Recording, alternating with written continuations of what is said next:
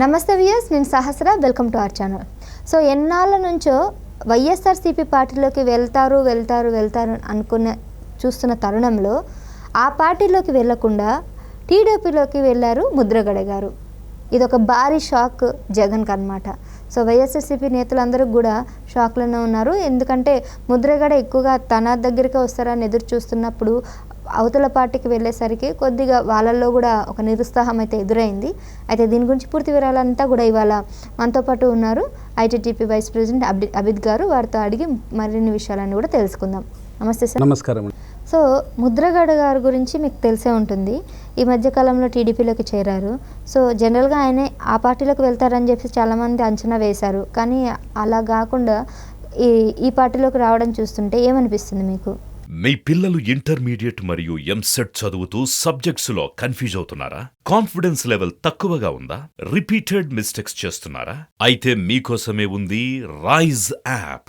1 lakh question bank, performance analysis, online classes by experts, ఇంకా మరెన్నో features తో మీ ముందుకొచ్చింది Rise the perfect guide. Description లో ఉన్న లింకును ఉపయోగించి సబ్స్క్రైబ్ అవ్వండి. ఇక్కడ ముద్రగడ, దీంతోపాటు ఇంకొన్ని పేర్లు చెప్తాను నేను. ముద్రగడ అనుకోండి, లేకపోతే ఉండవల్లి అరుణ్ కుమార్ కానివ్వండి, ఈ అంబటి రాంబాబు కానివ్వండి, ఇట్లాంటి కోర్ కొంతమంది ఉన్నారు. వీళ్ళు ఎంత ఉన్నా కూడా ఒక ఫ్యామిలీకి సంబంధించిన వాళ్ళే. వీళ్ళు ఏదో అంటారు చూడండి, కొంచెం కోస్తే కూడా ఫలానా రక్తం వస్తుందని. వీళ్ళకు ఎంత కోసినా కూడా ఆ వైఎస్ఆర్ బొమ్మనో ఆ వైఎస్ఆర్సీపీ లాయల్టీనే ఉంటారు. ముద్రగడ, ఉండవల్లి అరుణ్ కుమార్, వీడు అంబటి రాంబాబు కానివ్వండి, ఇట్లాంటి వాళ్ళు.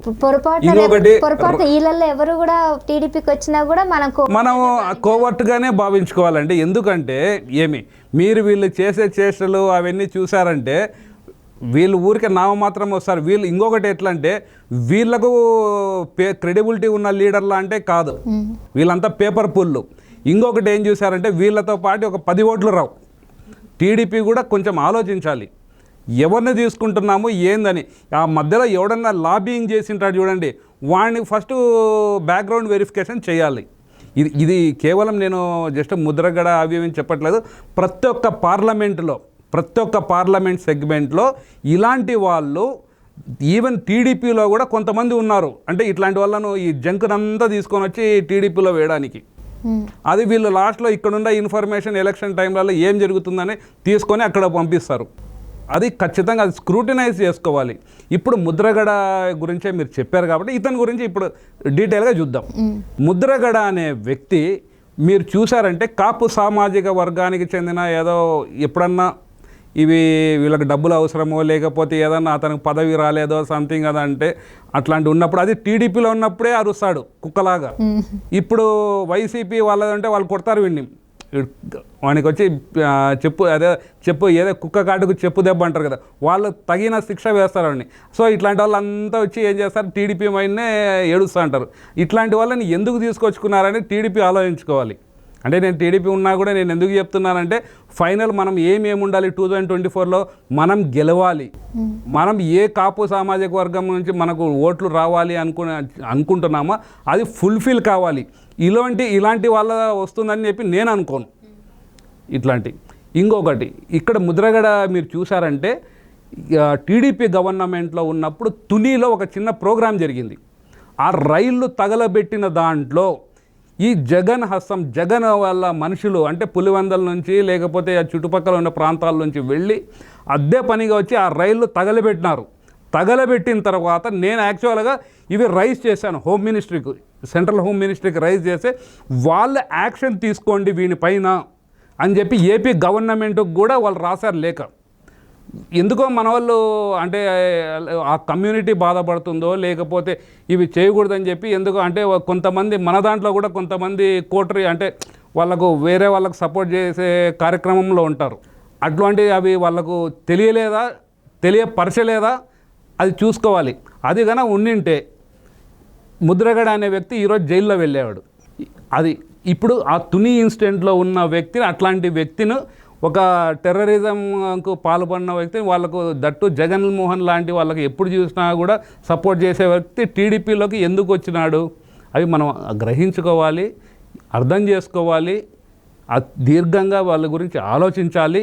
ఇవన్నీ చేసిన తర్వాత ఇట్లాంటివి చేసుకోవాలి. కానీ ఎవరో వచ్చినారు మనం జాయిన్ చేసుకోము అంటే ఏమి ఇక్కడ కాపు టీడీపీలో లేరా? అతనికన్నా మంచి వాళ్ళు ఉన్నారు కదా. ఇప్పుడు టీడీపీ యాక్సెప్ట్ చేసిందా ఆయన ముద్రగడని ఆహ్వానించి? ప్రపోజల్ అంటే ఇప్పుడు ఎలక్షన్ మూమెంట్లో ఏమవుతుందంటే ఎవరే కానీ వచ్చినా కూడా రండని ఆహ్వానం పలుకుతారు.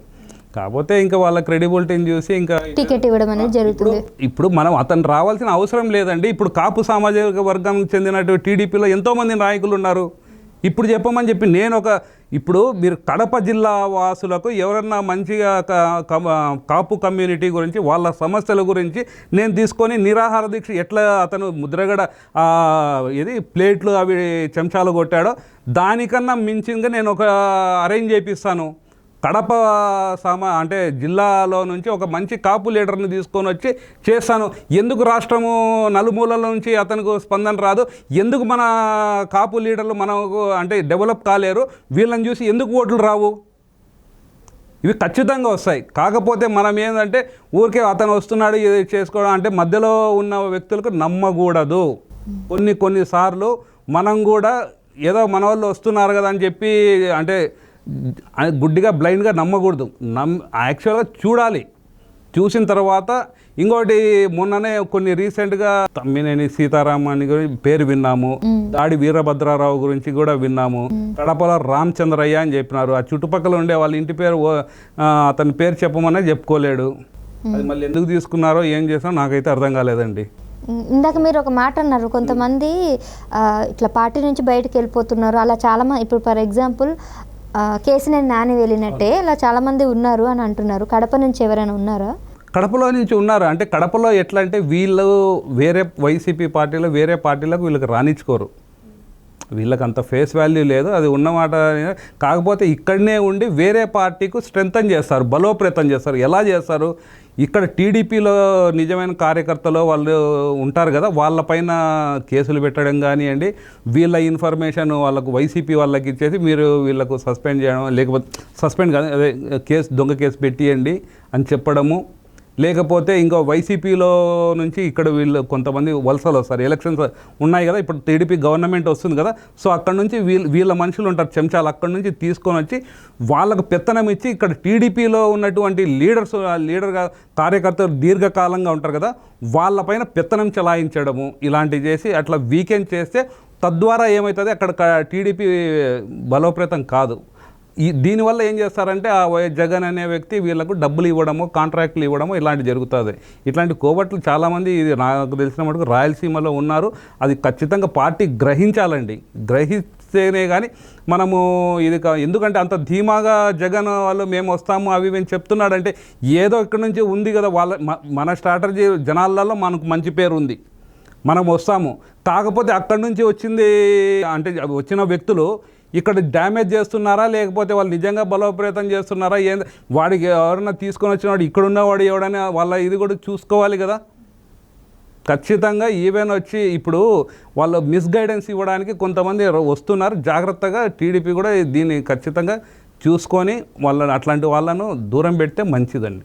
ఓకే, సో ఇదే అండి, వచ్చే వాళ్ళు ఎవరో అయినా కానీ వాళ్ళు కోవట్ల లేదంటే నిజంగానే పార్టీ మీద ఇష్టంతో ప్రజలకు సేవ చేయాలని టీడీపీలకు మారుతున్నారనేది ఒకసారి పార్టీ నేతలు కానీ పార్టీ అధ్యక్షతన ఉన్నటువంటి ఎవరైనా కానీ పరిశీలిస్తే బాగుంటుందని అభిద్ గారు సూచిస్తున్నారు. ఎందుకంటే గూఢచారులు అనేది ఈ మధ్యన ఎక్కువైపోతున్నారు. కోవట్లు ఈ పార్టీలోకి వచ్చి అంతా కూడా సమాచారం అందించడం కూడా మనం చూస్తూనే ఉన్నాము. దాన్ని బట్టి పార్టీకి నష్టమే తప్ప లాభం ఏమాత్రం కూడా చేకూర్చదని కూడా చెప్తా ఉన్నారు.